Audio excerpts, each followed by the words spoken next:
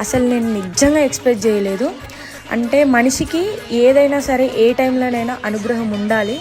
But నేను అమ్మవారిని చాలా బిలీవ్ చేస్తాను. ప్రతి ఇయర్ నేను అమ్మవారి మాల వేసుకుంటాను నవరాత్రులకి. సో నేను వెళ్ళాలి అనుకున్నప్పుడు అది జరగలేదు. బట్ అమ్మవారు పిలిపించుకున్నప్పుడు అసలు చెప్పలేనంత ఆనందంగా జరిగింది. అసలు నాకు దర్శనం అంత మంచిగా జరిగింది. నేను నిజంగా ఎక్స్పెక్ట్ చేయలేదు. అమ్మవారి దగ్గర అభిషేకం చేసిన పూలు మన ఒడిలో వచ్చి పడతాయి అంటే అసలు నేను నిజంగా బిలీవ్ చేయలేదు ఆ టైంలో. కానీ నిజంగా ప్రశాంతంగా సంతోషంగా జరిగింది నా దర్శనం.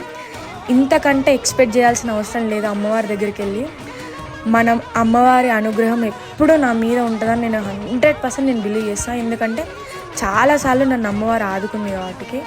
నేను అందుకే కనకదుర్గని అసలు నేను ఎప్పుడూ నేను ఒక దేవతలా చూడను, నా తల్లిలా చూస్తాను.